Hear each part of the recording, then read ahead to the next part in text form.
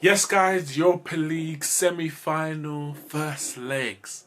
It's the business end of the competition, and really the only reason you're really in this competition is to get to this stage.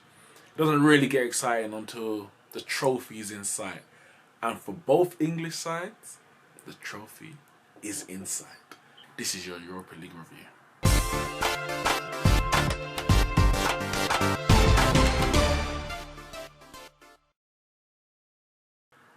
Yes, Arsenal at home to Valencia, Chelsea away to Eintracht Frankfurt.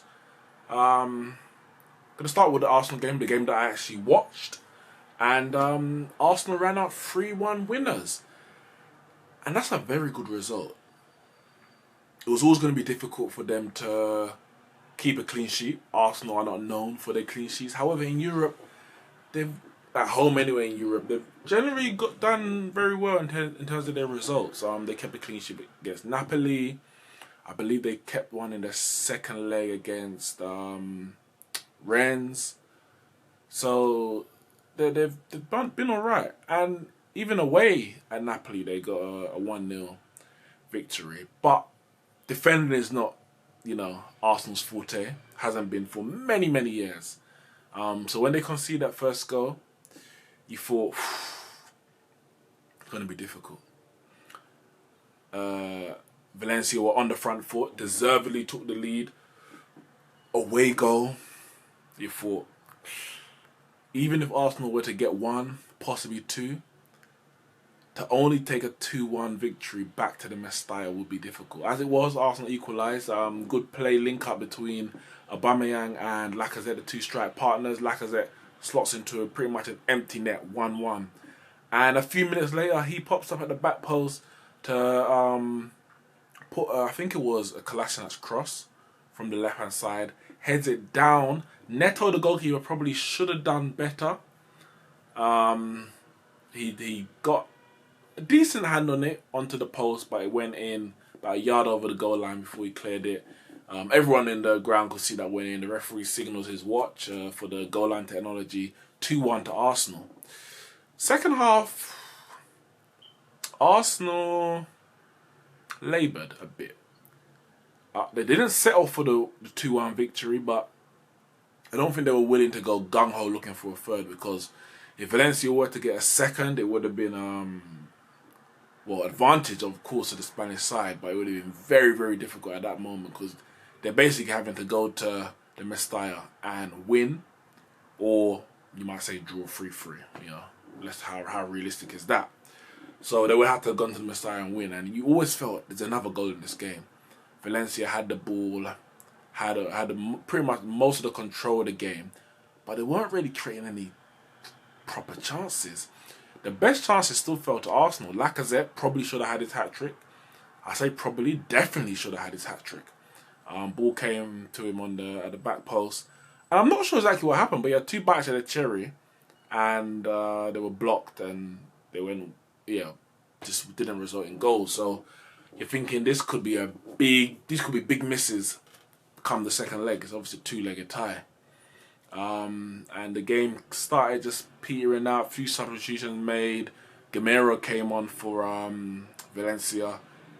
He was a very good striker. He used to be a very, very good striker. He actually won 3 Europa Leagues with Unai Emery, the Arsenal manager. But I think he's got a run of like 1 goal in 14 games. And it showed today. He got into decent positions. There was one moment he got through and he went to dink it over the advancing Petr Cech. Cech got out there quick enough, blocked it with his leg, good save. And then he had another chance where the ball was bouncing around the box and he did a bit of a juggling, flicked it over, I think it was Kolasinac head, went for the volley and went high, wide and not at all handsome. It kind of just summed up the second half of Valencia, where they got into dangerous positions but didn't really threaten the goal. But there was another goal in the game, and it was a massive, massive goal by Aubameyang. I don't think he had a very good game. Decent in moments. Of course, he got the assist for the first goal, but Lacazette for me was the better player in terms of the two of them. But he scores goals. That's what he does. I think he's got a ratio of about 1 and 2 across his career. and Kolasinac's cross. Actually, before that, it was a ball fell to Mkhitaryan, and he shot. It was blocked, and it came out to Lacazette. He took a curling shot, which was deflected, but it was a very good save from Neto. Lacazette laid back the rebound to Kolasinac. He put in a very, very good ball from the left-hand side. He got it past his defender, looped it to the back post, and Aubameyang just pulled off his marker. It could have been Gaia, the left wing back. And he shot past the keeper from a tight angle, and it was a good finish. Massive goal, as I said, because now Valencia have to win 2-0. They need to score 2 goals unanswered goals in the Mestalla. And as bad as Arsenal have been, especially in the Premier League away from home, they've been good in Europe, even away from home in games. Of course, we know they lost 3-1 in Rennes, but to go to Napoli and win 1-0 to keep a clean sheet there. Granted, some of it was down to Napoli's poor finishing, but you would think 2-1, I would have said Valencia would, for me, would be, if it had to be a favourite, they would just be slight favourites because they're going home. 1 goal deficit, away goal. But a 2 goal deficit, you would think Arsenal can get a goal, surely. If Arsenal get a goal, then Valencia need 3 to take it the extra time. They can get 3, of course, but a man of Unai Emery's experience in this competition, they're so close to a final, a European final. Hasn't been in a European final since, what, 2006 Champions League final? So 13 years. So close. Yeah. They can't throw this away. They can't. I don't think they will.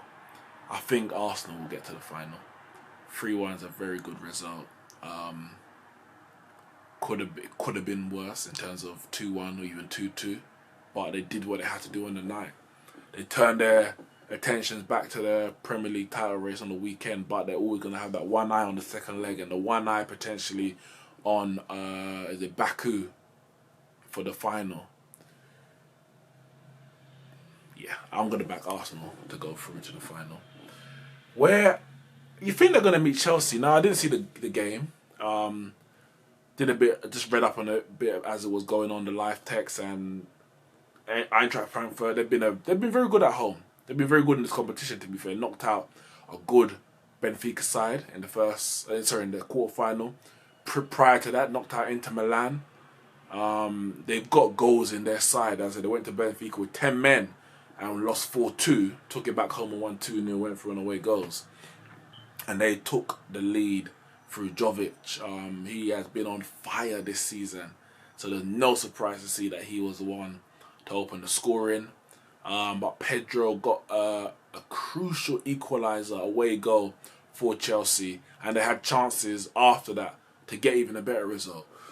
1-1, very good result for Chelsea. I do think Frankfurt can score at the bridge, so 1-1's not secure. It's not like, oh, let's go there, shut up 0-0. Chelsea will have to score, I believe. 1-1. Again, you have to say advantage Chelsea with the away goal.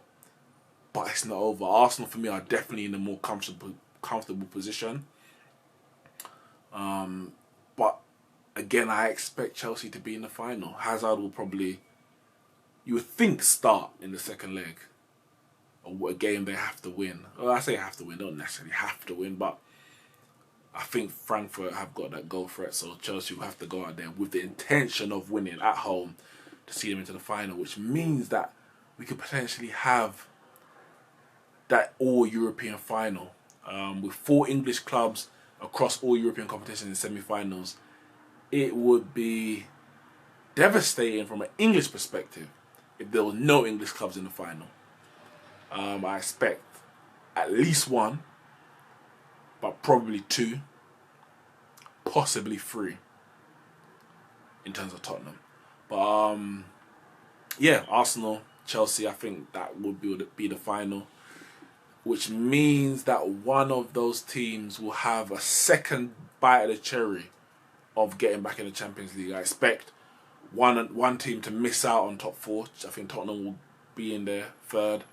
One team will miss out, which means that that team will have a second chance to get back into the Champions League.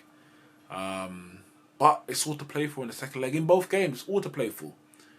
Valencia haven't been very free scoring this season. Had a few home draws, 0-0s. But they're at home. They know that a final is on the line. So you expect them to come out fighting. Frankfurt, they know they are a threat anywhere, home or away. So there's no way they're giving up on this tie. This tie is very much open. Chelsea have to be at their best, I think, if they're going to go through to the final. From an English perspective, of course, you hope both teams get through. But me personally, Man United fan, we might need some company in the Europa League next season. So if one of you don't mind, finishing 5th and not winning the Europa League, I'm not going to complain, innit? I'm not going to complain. Europa League can be a lonely, lonely place. But tonight, 2 good results for the English sides. Set themselves up good for the second leg, and we're going to have to see where it goes. We called it early, said, for me, I said Chelsea were the favourites. When the quarter-final, the last 16 draws, I think it was the quarter-final draw. Because this path, of beating Dynamo, whoever it was, I can't remember the team at the moment. Slavia Prague, and then either Benfica or Eintracht. Whereas Arsenal, you would say, got the harder end of the draw. Napoli, then Valencia. So, for me, I still make Chelsea the favourites for the competition. But really and truly, it's all to play for. All 4 teams have got a chance.